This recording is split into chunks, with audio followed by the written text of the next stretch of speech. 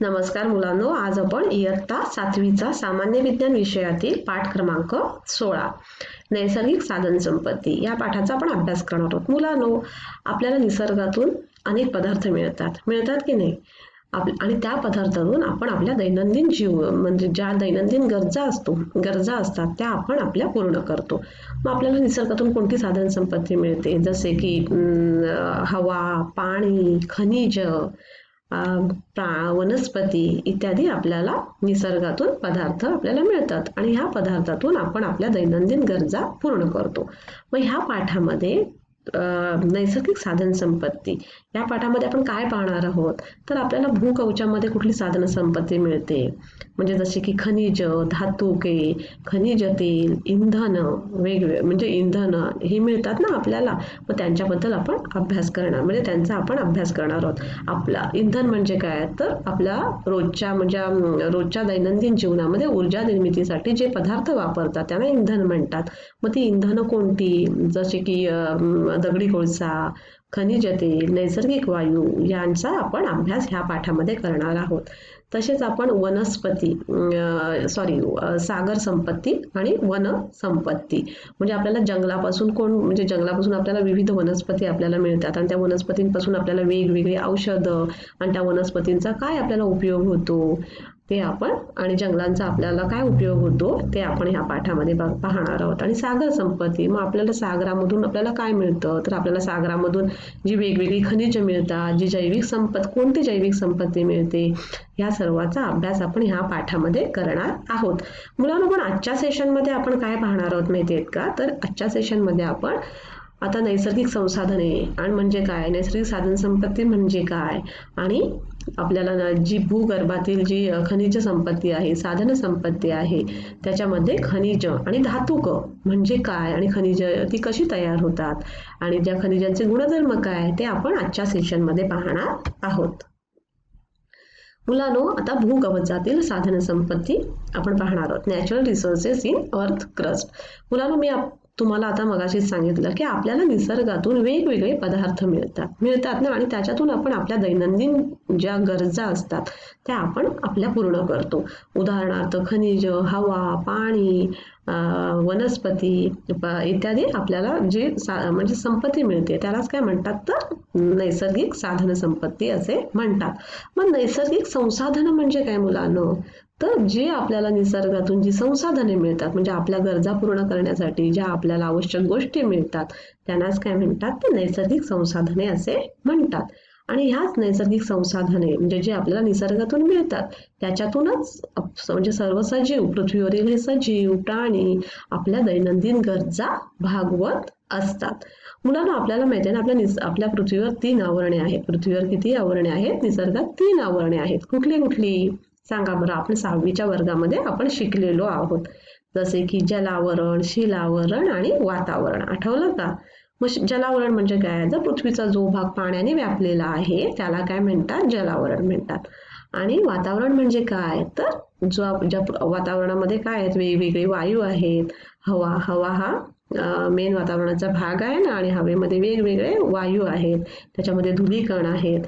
आणि शिलावरण म्हणजे काय, तर म्हणजे पृथ्वीचा जो जमिनीचा भाग आहे किंवा त्याच्याखालचे जे कठीण आवरण आहे, त्याचा जो कवच आहे तो भाग, पुन्हा जमिनीवरील दगड, माती, पुन्हा जमिनीवरील पर्वत, डोंगर, पठार, ह्याचा सर्व हा जो भूभाग आहे त्याला काय म्हणतात, तर शिलावरण असे म्हणतात. मग मुलांनो, आपण आज भूकवचातील साधन संपत्ती natural resources in earth crust याच्याबद्दल आपण, भूकवचाची साधन संपत्ती कोणती आहे याची आपण आता माहिती घेऊया. मुलांनो, तुम्हाला माहिती आहे का, पृथ्वीच्या शिलावरणाचा भाग म्हणजे शिलावरण म्हणजे जो जमिनीचा भाग आहे, तो शिलावरणाचा भाग जमीन व त्याखालील कठीण कवच यांनी बनलेला आहे. मी सांगितलंच ना तुम्हाला की शिलावरण कशाने बनलेलं असतं, तर जमिनीने, म्हणजे जमीन व त्याखालचा कठीण कवच. तर शिलावरण हे एकजिनसी नसून अनेक प्रकारच्या खडकांचे बनलेले आहे. काय, तर शिलावरण हे एकजिनसी नाही, तर ते खूप खडकांनी बनलेलं आहे. भूकवचातील साधन संपत्तीमध्ये काय काय येतं ते बघूया आपण. आता भूकवचाच्या साधन संपत्तीमध्ये खनिज, धातुके, खनिज तेल, इंधने, खडक, पाणी, मूलद्रव्य इत्यादींचा समावेश होतो. भूकवचातील साधन संपत्तीमध्ये कशाचा समावेश होतो, तर धातुके, खनिज तेल, खनिज, इंधने, खडक पाणी, मूलद्रव्ये इत्यादींचा समावेश होतो. मुलांनो, मग आपण आता त्या भूकवचातील साधन संपत्तीचा आपण माहिती पाहूया. म्हणजे काय काय असतं त्याच्यामध्ये. तर आजच्या भागामध्ये आपण खनिज आणि धातुके यांच्याबद्दल माहिती पाहणार आहोत आणि काही खनिजांचे गुणधर्म आहेत ते थोडेसे पाहूयात आणि थोडक्यात पाहूयात आणि काय पाहणार आहोत तर खनिजे कशी तयार होतात हे पाहूयात. कळलं? तर नैसर्गिक साधन संपदेत खनिज संपदेला अत्यंत महत्वाचे स्थान आहे मुलांनो. कशामध्ये? तर नैसर्गिक साधन संपदेत खनिज संपदेला अत्यंत महत्वाचे स्थान आहे. पर्यावरणातील विविध प्रक्रियेने ही खनिजे तयार होतात. खनिजे कशी तयार होतात? तर पर्यावरणातील नॅचरली म्हणजे नैसर्गिकरित्या खनिजे तयार होतात. पर्यावरणातील विविध प्रक्रियाने ही खनिज तयार झालेली असतात. पृथ्वीवरील खडक मुख्यत्वे खनिजाचे बनलेले असतात. काय? तर पृथ्वीवरील जे खडक असतात ते कशाने बनलेले असतात? तर ते खनिजाने बनलेले असतात. आता खनिज आपल्याला कशी उपलब्ध होतात? खनिजाची जमिनीच्या खाली असतात. मग आपल्याला कशी मिळतात सांगा बरं. मानवाला ती कशी उपलब्ध होतात सांगा, विचार करा. कशी होतात? तर खाणकामाद्वारे ना. आपण खाणकाम करतो, मग खाणकामाद्वारे ही खनिज मानवास उपलब्ध होतात. मुलांना तुम्हाला माहिती आहे का, निसर्गात काही थोडेच धातू आहेत ते मुक्त स्वरूपात आढळतात. उदाहरणार्थ चांदी, सोने, तांबे, प्लॅटिनम, बिस्मथ हे काही धातू आहेत. हे थोडे धातू आहेत ते मुक्त स्थितीत आढळतात आणि बहुतेक सर्व धातू हे संयुगाच्या स्वरूपात आढळतात. काय? तर काही धातू हे फक्त मुक्त स्वरूपात आढळतात. उदाहरणार्थ सोने, चांदी, तांबे, प्लॅटिनम आणि बिस्मथ. बहुतेक सर्व धातू संयुगाच्या स्वरूपात आढळतात. मुलांनो, आता आपण धातुके म्हणजे काय आपण पाहूया. आता आपण खनिज म्हणजे काय ते पाहिलं. खनिज म्हणजे काय? तर खनिज ही कशी निर्माण होतात? तर पर्यावरणामध्ये काही प्रक्रिया होतात त्याच्यामुळे खनिज निर्माण होतात. पृथ्वीवरील जे काही खडक असतात ते खनिजांपासून बनलेले असतात हे आपण आता पाहिलं. तर आता धातुके म्हणजे काय? तर ज्या खनिजांमध्ये धातूचे प्रमाण जास्त प्रमाणात असते त्यांना काय म्हणतात? तर धातुके म्हणतात. आणि आता धातुकांपासून धातू मिळवण्यासाठी त्यांचे काय करावं लागतं? आपल्याला धातुकांपासून धातू मिळवण्यासाठी त्यांचं निष्कर्षण म्हणजे एक्स्ट्रॅक्शन व शुद्धीकरण म्हणजे प्युरिफिकेशन केलं जाते. कळलं? तर धातुकामधील वाळू व मातीच्या अशुद्धीला मृदा अशुद्धी असे म्हणतात. काय? तर धातुकांमधील वाळू व मातीच्या अशुद्धीला मृदा अशुद्धी असे म्हणतात. धातुकापासून धातू किफायतशीररित्या मिळवता येतात. आता विशिष्ट रंग, चकाकी, कठीणपणा, आकार, फटी, छटा यावरून खनिजाचे गुणधर्म स्पष्ट होतात. म्हणजे हे काही खनिजांचे काही गुणधर्म आहेत ते आपण आता थोडक्यात पाहूया. विशिष्ट रंग. मुलांनो, खनिजांना विशिष्ट प्रकारचा रंग असतो. तुम्हाला माहिती आहे सोन्याचा रंग कसा असतो? तर सोनेरी असतो. मग खनिजांना विशिष्ट प्रकारचा रंग असतो. रंगावरून काय होतं? तर खनिजांना विशेष महत्त्व दिले जाते. उदाहरणार्थ सोने. मग आपण सोनं हे पिवळ्या रंगाचं असतं आहे ना आणि आपल्याला मग सोनं ते खूप आवडतं. आपण सोना घालून मिरवतो की नाही? मग विशिष्ट रंग, कारण का रंगावरून खनिजांना विशेष महत्त्व दिलं जातं. चकाकी हा खनिजांचा दुसरा गुणधर्म आहे. खनिजांना चकाकी असते. मुलांनो, काय? तर खनिजांना चकाकी असते म्हणजे खनिज चमकतात. उदाहरणार्थ चांदी, सोनं कसे चमकतात? आपण जेव्हा घालतो दागिने तेव्हा ते चमकतात ना. कठीणपणा. खनिजांमध्ये कठीणपणा असतो. काय असतो? खनिजांमध्ये कठीणपणा असतो म्हणजे धातू टणक असतात. कळलं? आणि आकार. तर खनिजे लांबी व आकारावरून आपल्याला ओळखता येतात. काही खनिजांची लांबी व काही खनिजांचा आकार त्याच्यावरून आपण ते खनिजे ओळखतो. फटी. खनिजांना फटी किंवा वेगळ्या छटा असतात म्हणजेच विशिष्ट प्रकारची ओळख खनिजांना मिळते. उदाहरणार्थ अभ्रक किंवा शिंपले हे कसे? त्याच्यामुळे आपण एक विशिष्ट शिंपल्यांना आपण ओळखतो की नाही? त्यांची एक विशिष्ट प्रकारची ओळख असते. मग हे खनिजांचे गुणधर्म आपण पाहिले. कुठले पाहिले? तर विशिष्ट रंग, चकाकी, कठीणपणा, आकार, फटी हे काय खनिजांचे गुणधर्म आपण पाहिले.